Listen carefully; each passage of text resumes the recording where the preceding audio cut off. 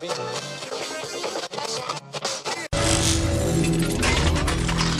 Check Radio.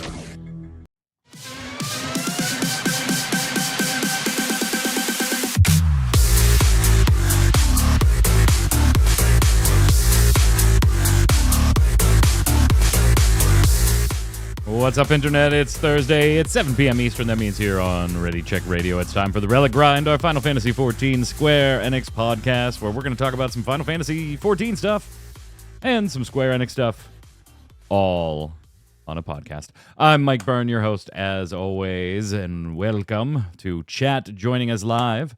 We appreciate it. If you're watching on YouTube or listening on Audible or Spotify, thank you so much. Give it a like, a thumbs up, a subscribe, turn on notifications, comment on your opinions throughout the show down below. Feed the algorithms. You know how to do that. And if you haven't seen anything on socials or joining live and this is your first time, hit up that website, readycheckradio.com. All the socials are in the upper right-hand corner, including the backlog of all of our past podcasts. So you can check it all out right there. Joining me to go over all kinds of fun stuff, Mr. Chris Montoya. What's up, Tarkoth? Greetings, programs. And that library of all that past content, mostly DDoS free. So enjoy that, Yeah, you know? Yeah. Mostly DDoS free. Mostly. Mostly. Also on the line, Mr. Paul Berlin. What's up, Flynn? Hey, I am a bit more energetic today, so you might get more of one answer out of me for certain things. Yeah, I mean, there were certain things that you were very insightful for last show 2 weeks ago. Yeah. And now you're working with faster internet, so that's making you happy, I'm sure. As well. Nice. Yeah, Mr. Berlin got a bit of an upgrade today. It was touch and go, hoping he wasn't going to interfere with the show, but he's all set. Oh yeah, the engineers had some time. Yeah, they had some fun. Speaking of fun, let's start diving right into it. I mean, Tark, you mentioned it. The big Final Fantasy XIV news, really. Tokyo Game Show is going on right now. Well, I guess technically not right at this moment. It's like 8 a.m. in Japan right now. But we are in the midst of the run of Tokyo Game Show. We'll get to some of the Square Enix stuff we already know and some of the Square Enix stuff we anticipate to be coming there. But in light of that, there's not a lot of Final Fantasy XIV like news going on, right? So really the only thing to talk about as far as what's going on in-game right now isn't an in-game feature we really want to be talking about. Yeah. And that is the sheer incredible level of DDoS attacks just pummeling Final Fantasy XIV right now. There doesn't seem to be any rhyme or reason to it. It's not targeting a specific server usually, like maybe one specific attack will target a specific server, but as far as looking at each and every attack, they don't seem to be targeting a specific server, at least from what outsiders can tell. Square Enix mysteriously kind of staying silent on this one, Flynn. We did hear, and we reviewed on this show a couple of weeks ago, just a couple of weeks after Dawntrail had launched, Yoshi P saying that, they were experiencing DDoS attacks, denial of service attacks, at a rate that they had never previously seen. But that was it. Like, they were trying to mitigate it, and now they've basically been silent on the topic. Have you yourself been impacted by any of these? No, I don't think I have. I've already been playing, which could also attribute to this. What are you playing now? What am I playing at the minute? I don't remember. You have to think about it? Cyberpunk, I've finally been going through with the expansion. The only time I've been logging in 14 is I'm finally Savage progging now with my raid group. He's a raid logger. No, just when you get into the fights. So first time in, 3 lockouts in. So no DDoS issues for you, your raid team, or anything? One of our raid members might have got hit, but their PC also went a bit funny at the same time, so hard to tell. Yeah, I mean, that definitely could throw a little wrench in the sample size there. What about you, Tark? You're doing raid progression as well. Your crew, DDoS? Yeah, we've been getting hit pretty hard. And it's not just during raiding, like just normal stuff like a dungeon, and all of a sudden be like, "Hey, I see you guys moving." and nothing's casting. This is great. I love it. Maps, just you're flying and then you just fly off into a wall. Yep, that's the one I've section. gotten. Yeah, that's the one I've gotten. I was like, where am I going? This is not where the map is supposed to go. Exactly. But then on Tuesday we crushed 1, 2, and 3, and then we got to 4 and we just got absolutely obliterated. Like every pull, like 3 or 4 people were pokeballing. So it was pretty gross. Yeah, and I mean, again, if you go to the website, it's not like you don't know it's happening. We are still getting those basic status posts, right? The hey, getting more of them than any other update. Yeah, they're just the generic call outs that says, hey, we're investigating and taking countermeasures measures. We'll work with ISPs to improve and continue to monitor the situation. But since the 18th, there have been 3. And there have been 6 separate mass attacks in the last 4 weeks alone. Now, that doesn't even count like the little ones, right? That they're not going to really report on because they're able to address them in a relatively quick manner, so they kind of get rid of them. These are the ones that Square Enix basically had to acknowledge because enough people were impacted that they were pinging, Twitter and Facebook and all the social media saying, what's going on? Is everything down? So these are the ones they just had to acknowledge. This doesn't really count the ones that are a little bit smaller. And we don't have any update on any of it. It's really bizarre. Yeah. Like, it's not an easy problem to deal with, right? I'm not trying to minimize like how complex it is to fight back against a denial of service attack and to try and fend off future denial of service attacks from the same bad actors, right? It is a complex and difficult situation. There was a post that came out, not Final Fantasy related, but DDoS related from, I think, February, where 3 million electric toothbrushes was involved in the attacks. Yeah. I mean, it's just absolutely bizarre what you can get tech to do these days. Yeah. But you would also think that, like, this isn't new, Tark. It's just an increase in stuff you have dealt with now. If you just want to keep it to Final Fantasy XIV, you have dealt with to some degree for 10 years. And that doesn't, I think that's minimizing Square Enix's perceived level of experience with dealing with this type of stuff, given their long history with Final Fantasy XI and plenty of other games that have online services as well. And I think that's where players get frustrated, right? You're viewing a Blizzard, a Square Enix, an EA as you're the ones that have the resources. You always have to deal with this. Why is it always new and more than usual, and et cetera, et cetera? I want to say it's because of their level of IT is not meeting their expectations for dealing with this sort of thing. Yeah, nothing meets their expectations. We'll get to that more later. Yeah, I know. I mean, it's for me. It's just part of like, okay, this is just something I got to deal with because I've been dealing with it for 10 years. For someone new coming in, it's like, this is just ridiculous. Why are we dealing with this? Why isn't Square taking care of it? And they've been taking care of it. And if it's not a DDoS attack, it's their own servers and launch issues. Right. So it is also one of those things too that like you're under more pressure when you're a sub-based game, right? Sure, yeah. Because then you add that whole complexity of I'm paying you to do this. Literally, I am paying you the money for the development of new content, the upkeep of servers, the stability of the play experience. I'm paying you every month for these, and I'm not getting it.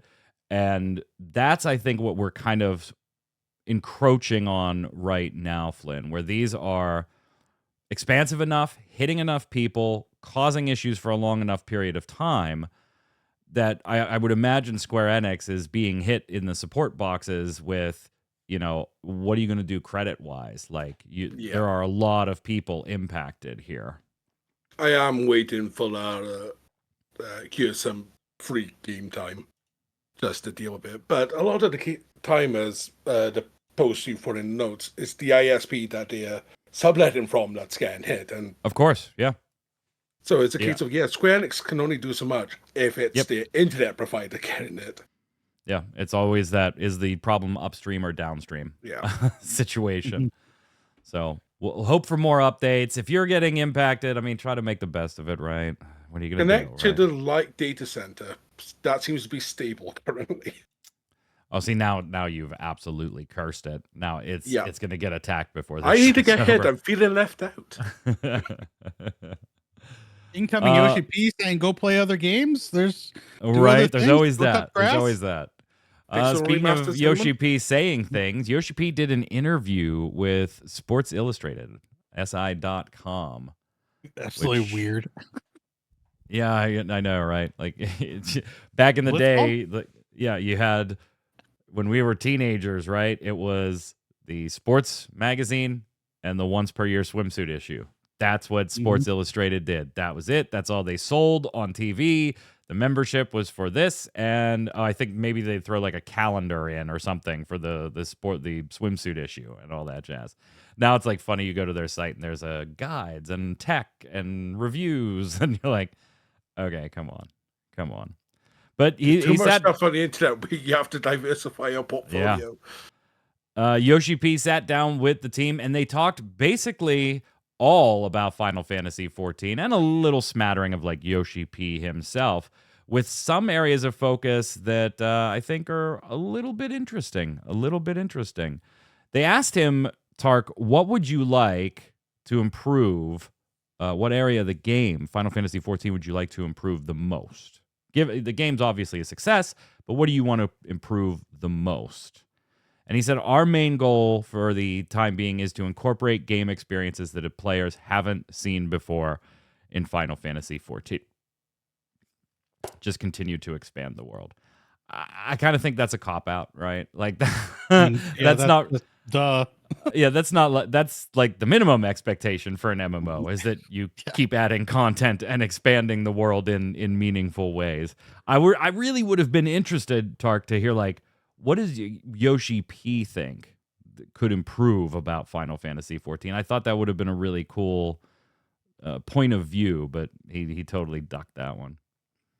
I want to hear him say, I want to take bigger risks. I want to try new things. Not necessarily just new mechanics, like new play styles, maybe new ways of getting gear, expand how gear is. Cause we've talked about how vanilla, even sub vanilla, because I like vanilla. The 14's gear system is worse than vanilla. So there's a lot he could have done, and he just kind of went real cop it out. Just felt like a punt, Flynn. Like, I'm not taking that question. It's very much and it's really weird because Yoshi P has never really had a problem being critical of himself or the game in certain regards. He stays away from like criticizing certain parts of the business unit. And just kind of takes it all on himself. So it was weird to see this kind of like half answer. Yeah, literally 2 sentences. And that's it. And this is a guy who likes to talk about this. Right. Like it says further down, this is my life's work. Tell us then. You want to hear a bigger punt though? He was asked why Final Fantasy IX Easter eggs were all over Final Fantasy XIV. Flynn's 9 remake. There was too much Final Fantasy IX. He gave like a 2-paragraph answer that all it boils down to is that up until now, Final Fantasy IX wasn't one of the games they had happened to throw Easter eggs in for, so that's the reason. Fuck out of here if that's the reason. Yeah, come on. There's Easter eggs and then taking core concepts from that story and making it part of your overarching MSQ. Yeah. That's absolutely insanity, Yoshi P. Right, we're going to have a final zone, and we're going to place the starting city pretty much exactly where it is on what we're referencing's world map. Never mind mentioning at least 6 separate locations from that world, again, on this one map. Yeah. And music, and character names, and a raid. It was just way too much 9. And a job, for crying out loud. Yeah. Easter egg. Yeah, that wasn't the game we had in there yet. They did ask also, like, what's it like working with all the different Final Fantasy teams? Are there like ideas shared across those teams? Are they kind of siloed and maybe a little competitive? And this was one that really the answer was like, okay, whatever. He talked about from a game design perspective, they do share tools and technology and how to overcome different challenges with those items. But from a gameplay perspective, there's a synergy with 14 because 14 borrows bits and pieces, right? Materia from 7 and this from 4 and this from 6 and things. A lot of Final Fantasy IX stuff. And obviously the same team developed 16. So in that sense, there's a strong synergy between some of the titles. And that kind of makes sense, right? Like you wouldn't really have a strong synergy with the FF6 team at this point. Like there is no FF6 team anymore, and there hasn't been for quite some time. So it was kind of a goofy question. If you thought about exactly what's happened over the last, let's say 4 years, 5 years, really it would have just been, do you and the Final Fantasy VII remake team share ideas, right? Because that was it. Remake, Rebirth, and 16. And 16 was done by the Final Fantasy XIV team. So kind of a weird question, I think. Yeah. I agree. Although they did ask if he could make any classic Final Fantasy game, if he could remake it, what would it be? Of course, he makes a nod to requests for Final Fantasy IX. He thinks, hey, that's a big title. I don't know if it could be done in one game, in one volume. Boy, I hope he's not really teasing something there because I don't know. Don't do that. Don't do that. I don't know if I'm down for it. We already have one of those. Damn you, Chatley. Now, in the past, he's talked about remaking Tactics. And we'll come back to that too. But in this specific interview, Flynn, he said Final Fantasy III. That's definitely bold choice, Cotton. One. Bold choice. I'm glad he didn't say 2. I do remember the first time playing through Final Fantasy III was the DS version, and again to Cloud of Darkness, version. And just like, and how the hell am I? Well, yeah, because we in the West here, we had to wait forever for it, for the real Final Fantasy III. Like the first one I played would have been what? The PlayStation 1. I forget which one it's on. Anthology Chronicles. Is it on that one? FF5. Yeah. Origins was 1 and 2. Anthology was 4 and 5. I can never remember which is which. 5 was definitely on. 5's on it. Is 3 not on it? Right? No, 3's not on any of them. The first time we got that Origins was on the handheld. 4 and Chrono Trigger. Yeah. So the first time we would have had our hands on it was the handheld, unless we sought out a Japanese copy. Oh, yeah. Talking about 3, yes. Talking about 3, yeah. You're right. And I played the hell out of it. Such a weird one to remake. Yeah. At least you're gonna go big deep with the job system, which it was the first. You certainly can. Yeah, you certainly can. Yeah. I was surprised by this answer. They basically, gist of the question was, is there subtext to the story of Dawntrail? And he just kind of was like, no. I mean, he answered it more delicately than that, but he answered it in the context of, when we make an expansion, we want to create a new area. We want to create a reason for expanding that world and a reason to go explore it. In that context, every expansion kind of just has its own meaning, and that's the theme of the expansion, and we're never really looking at the subtext too much, particularly when it comes to expansion to expansion. I don't buy that for a minute. I just don't. I will say that Dawntrail may be a little light on some subtext and may be a bit surface level compared to the other ones right now. And I'm hopeful they take it somewhere subtext-wise. But yeah. I mean, maybe it would have been fair if he had said, with this one, after this whole saga that we had, ending with Endwalker, we wanted a palate cleanser to kind of clear things off and start things fresh and new. So we didn't want to have too many dark, deep meanings. But yeah, he just again he's a lot of interesting answers to these questions. Yeah, a lot of them seem very not Yoshi P. Yeah. Yeah, that's the big thing coming across. There's Foxclaw. I don't know if it was like something lost in translation with the answers or something. Maybe it was Foxclaw.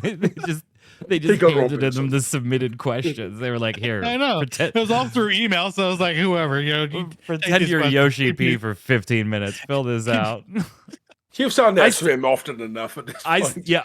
I still think Foxclaw knows Yoshi P enough that even he would have given answers that were more Yoshi P than some of these.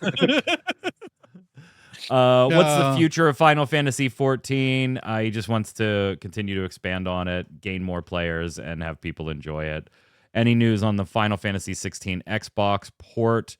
Obviously, that came to PC, getting pretty good reviews. There are some tech issues, but it's holding some positive reviews on Steam and everything. Awesome. No date or anything that he wanted to give for the Xbox besides saying we want to get it on the Xbox. He did say, so players should not give up in terms of their hopes. I don't think Yoshi P would say something like that if there wasn't already a strong backroom indication that it was going to happen, right? I agree. It would be unlikely that he would close with that type of statement. Then he was asked, this comes out of like left field, by the way. I don't know who did the interview, but they're in a goofy order.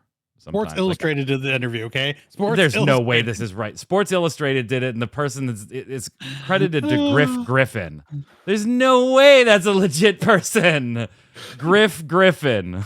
Brother of Peter. Yeah, here's my host today, Tark Tarkoff. And Flynn Flanagan. This guy does live in London. I expect this. He's probably had a few beers and he's in and out of Griff Griffin. I'm your host, Mike Michael. What's your Magic Man? Right. What's your favorite mini game from Final Fantasy VII? He said snowboarding from or favorite Final Fantasy mini game across the series. He said snowboarding from Final Fantasy VII. Just the weirdest answers to questions. It's like, I'm gonna have to say Queen's Blood, and I've only played a little bit of that. Game's awesome. You think yours is Queen's Blood? Like it took over that fast? Like it beat Triple Triad? Yeah, it's really good. Queen's Blood got oddly addictive. It's my only good memory of Rebirth currently in my mind. Wow. There's too many bad mini games. It's so good. I think they should develop it as a trading card game. Clearly, can murder you. I will murder you, and then I will put a pet in your apartment so that your family doesn't get the security deposit back. Good shit. I do enjoy Queen's Blood. I really, and this is stupid though, but I mean he picked snowboarding, so it can't be any really more weird than that. I love playing the piano stuff in Rebirth. Oh yeah. I really like rhythm games, so that really like hits the spot for me. And I hated Blitzball. Like I only played Blitzball as much as I absolutely had to in 10. I am not a Blitzball fan. Blitzball was just. Do you remember the Fort Condor game though? They did it. They did it in remake, but it wasn't like anywhere near as good as essential, right? Yeah, it was like it was a board game instead with some of the same principles. It wasn't like you don't play it across the entire area to get the huge materia and stuff like that. I really enjoyed Fort Condor. It was kind of a goofy one, but I like that one. G-Bike is what stood out for me. Oh, yeah. Like the original G-Bike. You remember when he was developing the mobile phone version? Yeah. I was like, yes, release this. And it just never happened. And I was very sad. Closes the interview with just a few, like, hey, what's next in your career? He says he views 14 as his life's work, so he wants to continue working on that till he retires. That's not to say that he doesn't also want to work on other games at the same time, but that 14 is his life's work. And he wants to, his future dream, he wants to buy a mountain where he can build a cottage and get everything in there to be able to make games remotely, and then when it snows, go snowboarding. So nice. Yoshi P's got a thing for snowboarding. Life goals. Good shit. Will there be a 2-year gap between other expansions like there was for Endwalker and Dawntrail? The answer is yes. Most of us following the game already knew that was still going to be the cadence plan. And do you have a message for your fans at this stage of your career? He gave the typical Yoshi P thank you to all the fans. So, yeah, kind of a weird little interview. Weird little interview. Yeah. But as far as content, live letter, just a few days. 28th. Excited. 29th, technically, in Japan, but late night 28th here in the United States. Coming up. Maybe my stream should be that, huh? Oh, you're going to do a reaction stream? It starts at what? It starts like an hour ahead of your normal stream, yeah. 10 to 7 in the morning for me. Oh, no, it's not an hour ahead. It starts an hour later than your normal stream, right? It's 10:50, 11:50, 12:50, 1:50. So it starts almost 2 hours after your normal stream. Oh, okay. Well, maybe we'll figure something out. I mean, you could throw it on if you want to. Yeah. Do a little live reaction. Still anticipating. This is the 7.1 part 1. That goes letter. about a deal. Yeah, so it's going to be Yeah. Final Fantasy XI. Savage. Do you reckon they'll actually show anything outside of maybe artwork? No. No. I mean, he may do the usual like zone in and show one boss model that he won't pull, or he'll accidentally pull and then have to die, stuff like that. But I don't expect to see a lot. I expect that they're going to keep this under wraps until launch day. I hope they do a better story justice than they did with Nier for Alliance Raid. Yeah, Nier, I liked the fights, the storyline I didn't care about, and then there was the Ivalice one. I really liked the story, but was less than impressed with the fights. They kind of were like, I'm not saying the fights were bad, Tark. Jesus, you don't have to. They were just like, okay, yeah. I mean, they were very on par fights for the expansion at the time. They were easier than they should have been the entire tier. So yeah. Like when you're looking at so. patch out and completely outscaling mechanics, it's badly tuned last time around. Speaking of Tokyo Game Show, where the live letter is taking place, there's actually some new merch that they've been showing off. Some of the stuff you can pre-order on Square Enix's merchandise page right now. There are a few things, though, that are going to be exclusive for those of you lucky enough to be at the Tokyo Game Show. So if you want to check some of those out. I just brought a picture of a few of them here. I thought the mouse pad, the gaming mouse pad, was really nice. I have one of the newest mats for Final Fantasy TCG, the trading card game, is this collage, different color background. But so I really liked seeing this on this mat. It's a gorgeous mat. I wouldn't buy it because I have the gigantic Razer thing under my monitor and everything, but it is gorgeous. I have the previous job mat. Oh, do you really? I got it. I've just got this little 10th anniversary. Look at that little guy. Oh, size doesn't matter all the time. It's okay. Look at that little guy. So cute. I had to buy it. It's like, it's Final Fantasy XIV related. We also have these crystal keychains with different job crystals really cool and to have job all of pins. As pins or keychains, just to have all of them, display them in some way. We got Emmett Selk in there too. Yeah, but they want like $25 per keychain or something stupid like that. They're $15 a piece, oh, and they're not even stone; they're acrylic. Yeah, so $3 on Etsy. Yeah, I was like, well, maybe they're glass, or in which case, there's going to be more involved in making them and cutting them and getting to the consistent shapes and all that fun stuff, or maybe they were like some type of stone where maybe the sizing isn't always going to be exact and stuff. When I saw the price tag of $15, I was like, yeah, those better not be acrylic. And I go into the details and I'm like, acrylic, because that is brittle metal. Like, I would like these, but Tark, they would be exactly what you just said. They would be like in a little case, displayed all together, and that case put up. There's no way these are going to be something you really would want on your keychain, because I have a feeling the chains aren't going to be of the highest quality. And $15 a piece for an acrylic keychain. Let's go to Etsy. Let's go to Etsy. All right. Let's see what we can get. We found it on Etsy. Here on the Relic Grind. Acrylic keychain. Final Fantasy. Let's see what we can get. Ooh. Ooh. Okay. For $17.95, so $2 to $3 more, I am getting cactuar pendants or keychains that are made out of, these look like either a pewter or a faux. It's aluminum. Aluminum or and stainless steel. $17. Get yourself a cactuar pendant or keychain. If we got to stick to acrylic, every keychain on here with Final Fantasy, here's Astrologian gold charm keychains. I found a nice one. I'll chuck it in chat. It doesn't matter. You know, nobody's in chat. Except Baron. You're here. We appreciate it. But my point is, all of these are like $12 or $13 for sets of. Like, here's a Cloud Sephiroth Eris set of 3.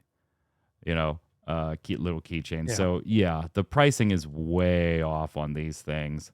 I would like to have them. I am not, but there's so many of them. I'm not paying $15 for all of these. A piece. 15 a piece. Out of your damn mind, Square. I know things aren't financially amazing right now, but damn.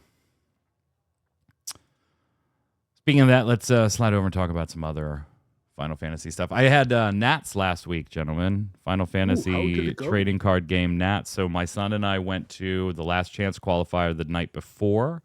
Mm-hmm. We did not make the top 12.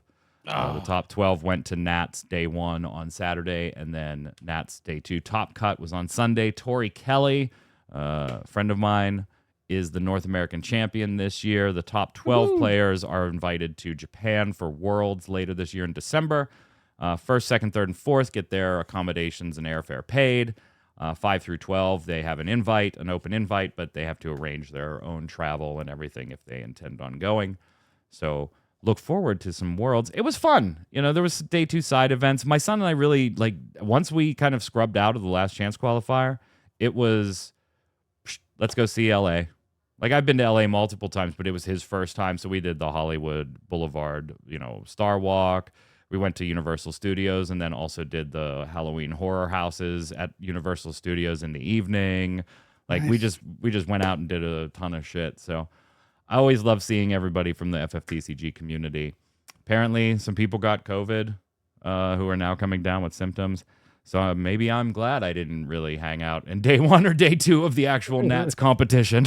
I just did the last chance qualifier and then bailed. It was unfortunate. I went 3-3, but there is every reason I could have been 5-1. One was just a horribly unlucky situation in a game that I was ahead in. And then another one was kind of a toss-up that could have gone my way. But yeah, it was a blast. They changed the format on the Nats players the week before. I'm not going to go over that here. I may do a separate video about that on the channel. That was a travesty. The teams behind the things, they obviously did the best they could of a bad situation that was being forced on them from above. So if you think Square just makes questionable decisions when it comes to video games, it's all their stuff. All throughout. It's across the board. Top to bottom. It's across the board. Yeah. But yeah, it's always good to see the FF community. I love FFTCG. I've been enjoying the new reveals for Opus 24. Yeah, they did 3 spoilers at Nats, and then the community spoiler season is coming up. It'll start probably mid-October-ish. I'm actually not sure if I have a spoiler or not yet. They haven't assigned them. So maybe we'll have another spoiler this time around or not. Stay tuned. We mentioned earlier, Tark, things not meeting expectations. Square Enix finally did admit that both Final Fantasy XVI and VII Rebirth profits did not meet expectations. Now we're talking about profits, right? Originally, we were talking about sales and 16 not meeting the high end of the sales. Then eventually they did kind of release numbers for 16, We still don't have numbers on 7 Rebirth by itself. This was actually back in May at their financial results briefing, but the transcript and everything was literally just released 8 days ago on the 18th. And it has Takashi Kiryu, president and representative director of Square Enix, saying, in the HD games subsegment, we release multiple new titles, including major titles such as Final Fantasy XVI and Final Fantasy VII Rebirth, but profits, unfortunately, did not meet our expectations. We recognize that issues remain in the digital entertainment segment. The HD games subsegment failed to better its profitability, posting operating losses in every year of our previous medium-term plan. In addition to this, we did not manage our title portfolio across the company as well as we could have, which I believe resulted in opportunity losses due to cannibalization between our own titles. And he goes on to point out the specific 6-month window between Rebirth and 16 in particular.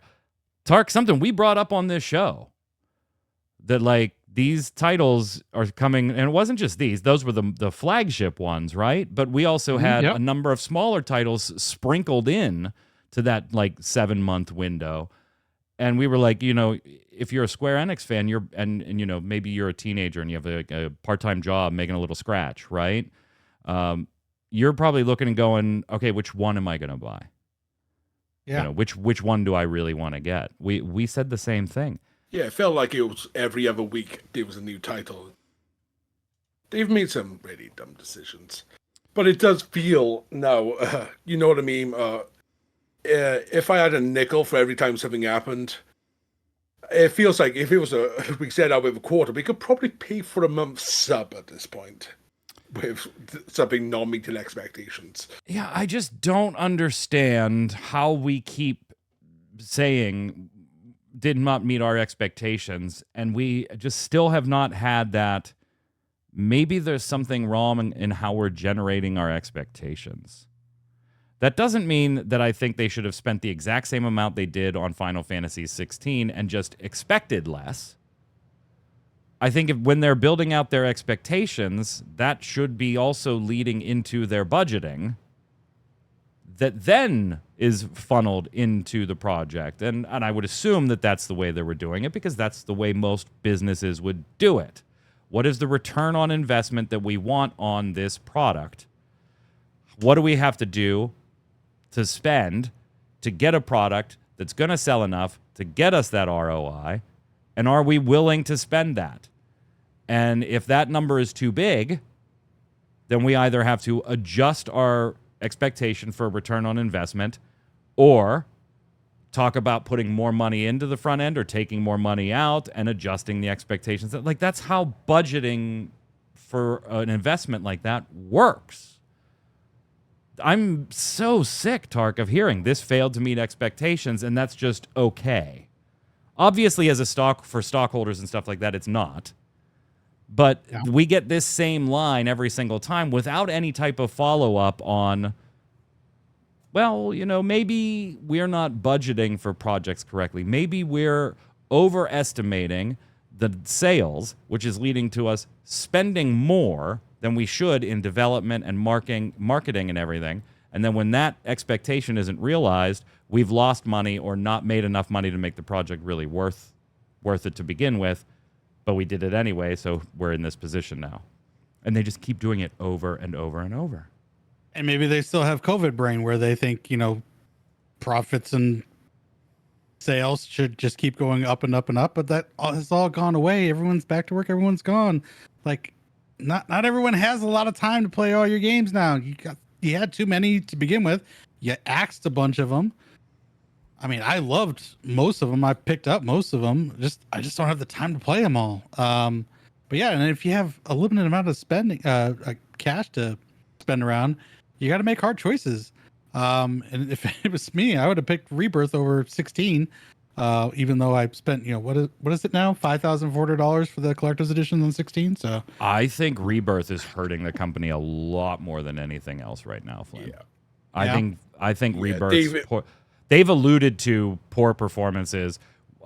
we've seen that the title is not anywhere near on par as 7 Remake was, which probably makes them incredibly nervous for the third installment of this thing, when the second installment didn't sell anywhere near as much as the first. And they have been so guarded with actual sales figures on this that I honestly think there may be a little bit of an embarrassment factor, that the numbers just are kind of embarrassing. Yeah. I definitely agree with that. It feels like the entire approach to it has been a bit funny. Like, they've always had issues with marketing. I've brought it up in the past. But yeah, them being so sneaky with, yeah, it sold. Mm-hmm. I would love to see like a financial breakdown post-mortem to see what's actually going on in the back end. I also think, Tark, that there's a part of them that really expected the change in direction for Final Fantasy XVI to really pay off. They viewed that as bringing 16 into a more modern, quote-unquote, era. Bigger audience. And I'm not going to say they would have done better being turn-based, but I'm sure there are people wondering that. Like, would things have sold better if we had made a quote-unquote more traditional Final Fantasy rather than this Devil May fantasy? Not that 16's bad. I thought it was an okay game. It's an okay game. I still love 16. And I'm glad you love it. And the people that do love it, hats off to them. It's not my kind of Final Fantasy. And, you know, I have said this before. If this is the direction they're going to go with their mainline titles, if this was a side project, offshoot, you know, that would have been fine for me. I've been fine. But to make it a mainline title, I think alienated a lot of people because they were expecting, you know, RPG goodness, RPG gameplay, and it was RPG light at best. Yeah, I don't know if it sells better. I'm not going to go out that far. I don't know. You know, there is that argument that the audience that is us, maybe there's far fewer of us than when we were in our 20s that were actually buying the product. I don't know. I don't have access to the demographic information, but I'm sure there are people within Square Enix wondering, what if we would have played it a little more safe system-wise and maybe took a little more risk story-wise?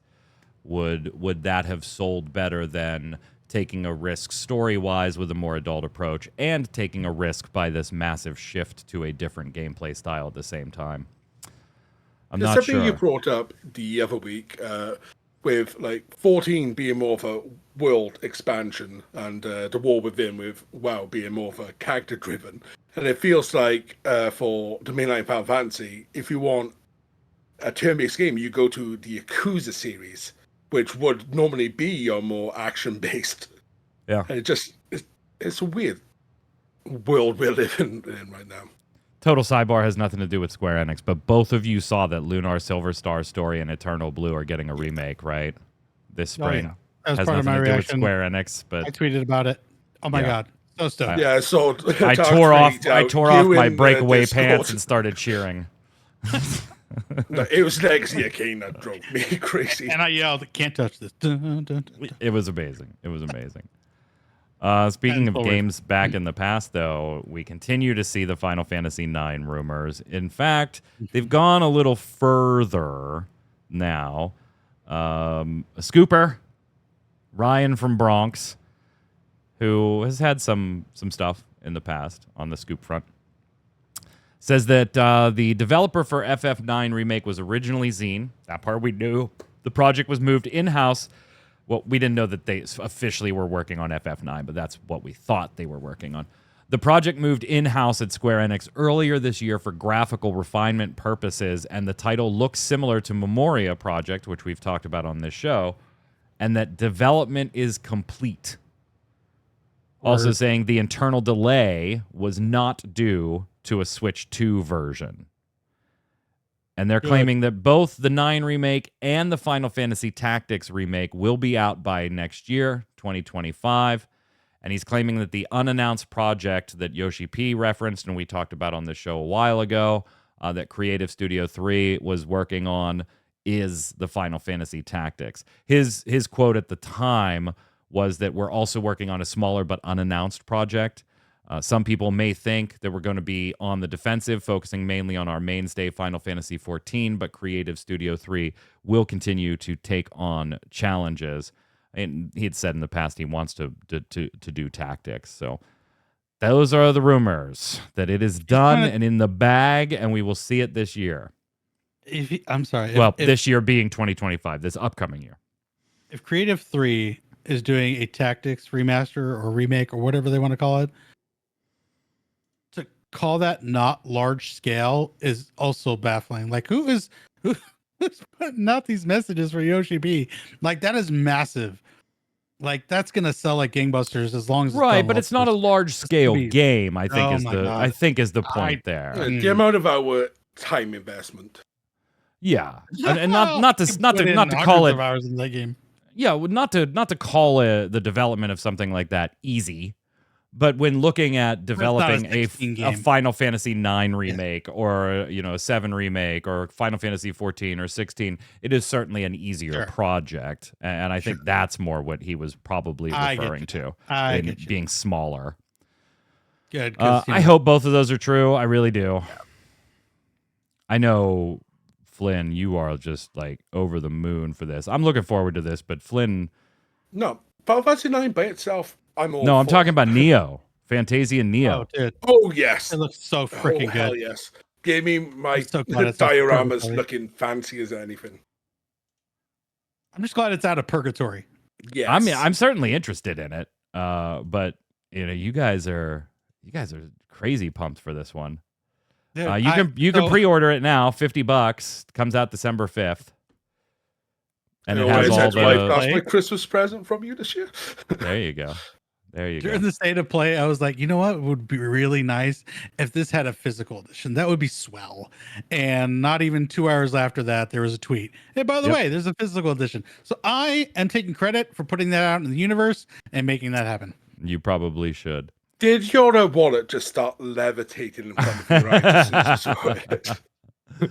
Square was like, help us meet expectations. Yeah. Hey, Tark, you were the only one that really played through Triangle Strategy all the way. I own it, but it didn't resonate with me, so I didn't really stick through it. But from what I did experience, when I saw this next piece, I was like, wait, really? That's the one you pick? Apparently, Square is experimenting with Triangle Strategy, getting a virtual reality port next month on the Quest. And that kind of just baffled me that that's the game that they're going to adapt into virtual reality. And I to be fair, I didn't play it all the way through, so maybe there's aspects I'm not missing. It just seems like a bizarre choice. Maybe this is all part of why things don't meet expectations, because they keep putting money into these weird things like blockchain and virtual reality on a 2D HD tactics game. It's like, I don't understand why. It looks cool. Oh my god! But you're spending money to do that, so I don't. Well, they're going to get it all back, right? Here's where they're getting it all back. Yeah. Now, this actually leaked 24 hours before Xbox's presentation at Tokyo Game Show, which happened within the last 24 hours. It was their Japanese time in the afternoon, and it was early morning, our time here in the U.S.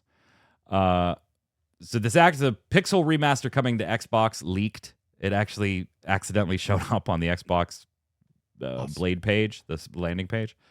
It was quickly struck down, but people had already found it and put it on Twitter. And now it's confirmed, Pixel Remaster, Legend of Mana, and Trials of Mana coming to Xbox. In fact, they're already available. They all YOLO launched. So straight out of Tokyo Game Show, Pixel Remaster, Legend of Mana, and Visions. Not Visions. Visions is the new one. Trials of Mana are now on the Xbox. I mean, it makes sense. Yeah, absolutely. Get more over there. Get more over there. And could we just start unifying your launches? Like, this is kind of ridiculous now at this point. You've already shown that financially, unless you get bought by Sony, you financially have to play this way now. Your company has to play this way now. Go ahead, Tark. I didn't mean to interrupt you. Unless Sony gives them, the Brinks trucks of all Brinks trucks to like back up, but then you have to not use that money as part of, your development. You need to be setting that as like, okay, we're paid to. Well, then, yeah, you also get paid to make the game, but you got to set that as part of your expectations. Well, yeah, then you also can't turn around and use that as the excuse, right? Yeah, exactly. Final Fantasy XVI sold not bigly, because of it being limited to the PlayStation 5, and the install base of the PlayStation 5 isn't as big as it should be yet right now. Well, okay, you knew all that when you took the Sony money, though. Like you don't sort of met the same as Remake did, so yeah, you don't get to have that one both ways. Well, with Remake though, that was PlayStation 4, and it was during COVID. Oh yeah, yeah. Well, no, I'm talking about 16. Well, he talked about 14. Back to Remake. Yeah. Speaking of Tokyo Game Show, before we wrap up with our Love It or Leave It, the full schedule for Square Enix has been announced. Friday, September 27th. Remember, these are all Japanese times, so if you're on the East Coast, subtract 13 hours, right? So Friday, 2100, Dragon Quest 3 HD 2D remake gets an official program. The Nier Variety Show with Yoko Taro and Yosuke Saito, and that'll be weird. And then there's Lisu Toa's Ordinary Day Off. It's like a merchandise thing. On Saturday, you've got the Criticano Hit. That's kind of a celebrity program thing. Then there's Fantasian Neo Dimension news, then Romancing Saga 2 Revenge of the Seven news, then Life is Strange news. So Saturday, bang, bang, bang, they're going to hit it. Sunday, Final Fantasy trading card game. This is so amazing to see. Thank you. Yeah. They're taking the trading card game and they're showing it off on the Sunday show at Tokyo Game Show. They're also going to talk Final Fantasy XVI. They're going to be talking to the voice actors in particular. Some more Dragon Quest 3 HD 2D remake presentation stage. That's really for Japan specifically. The Final Fantasy XIV portion of the live letter. And then the Dragon Quest 3 HD 2D remake and Romancing Saga, the presentation for players outside of Japan. So that's the full schedule over the weekend if you're looking at what Square Enix is doing. Let's head over and do Love It or Leave It.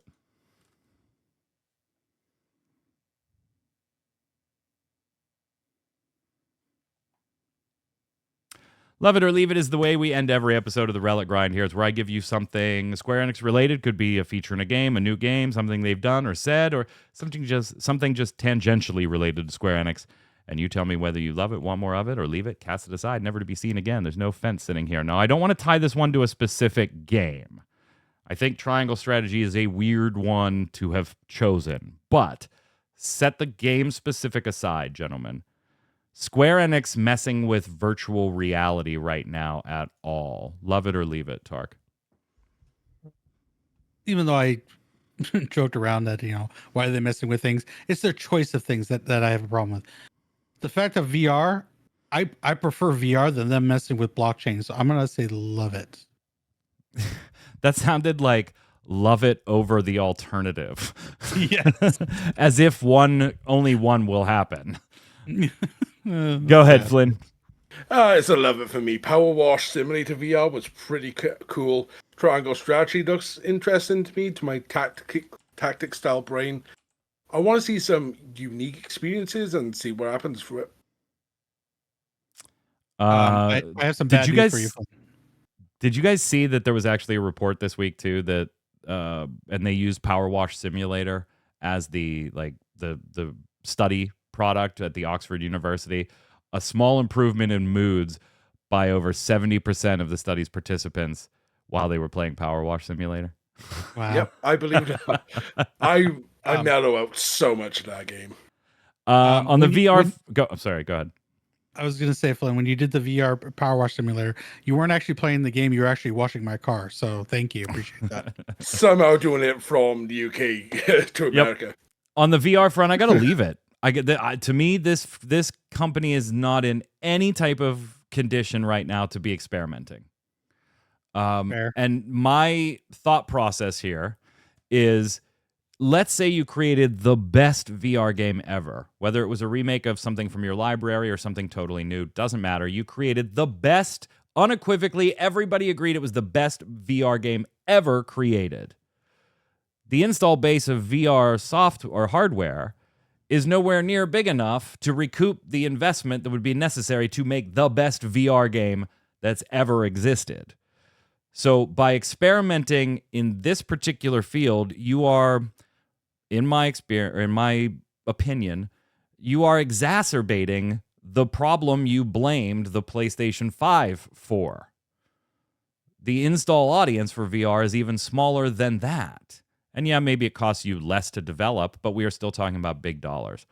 I don't mind when you take chances and experiment with things, but when you are not in a position to weather the financial impact of those experimentations, then you probably shouldn't be experimenting right now. You should be focused on shoring up your position, keeping your resources where they're best used, and then going and doing your experiments afterwards. Yeah.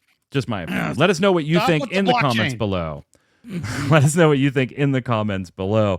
That's going to do it for today's show. But chat, don't go anywhere after the stream. She is... whoops, that's the wrong thing.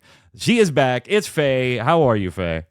What up? I'm hanging in there. We're back. It's good to see you again. Yeah, it's good to be seen. It is good to actually be up out of my bed and be able to stand up for more than like a minute. We are all glad you're feeling better. Chat was worried about you. Wanted to make sure you were feeling better. I will say this, chat. We are going to head into Baldur's Gate tonight, but like if Faye disappears all of a sudden without word, she is kind of in the path of hurricane stuff here in the U.S. Yeah. So. Yeah. Give her a little slack if she just disappears. Appreciate it. We just hope she doesn't get sucked up into the vortex. Exactly. Like, hopefully I don't go to Baldur's Gate, permanently. Yeah, you need to or, hopefully Gale does not open a portal in the roof of my house. Yeah, we'll see. Hopefully we'll at least make it through the stream. So don't go into Oz, yeah. Don't go anywhere, chat. Give us just a minute or two to relabel the stream and everything. Come back. Faye will be in Baldur's Gate. How long? We don't know, but enjoy it while it lasts. Until next week, Flynn, where can everybody find you? You can find me on Twitter at Flynn_Lola. You can find me on Twitch and everywhere else within Crisis or within Crisis Podcast. There should be a new episode of that coming soon. Ish? TM? Ish. Just need to sort out guests. Going to be a TCG show, so Mike, I might be bugging you. All right. Well, that's news to me. Tark. Twitch, Twitter, YouTube, all Tarkoth Gaming, playing Final Fantasy XIV most days of the week. Finished Demon Souls, playing Dark Souls 1, so that's awesome. And then playing Hades / doing Live Letter this weekend. We'll see here on Raideo Radio. Why not? Yeah. I'm Mike Byrne. You can follow me personally right there, Magic Man 1, but more importantly, follow at RC Radio, RAIDEO. And you'll know every time we're going live with a podcast, we're hanging out gaming, one of our streamers is live, or we're playing some Final Fantasy trading card game at our live locals on Monday night. Until next week, stay safe. See you on the servers.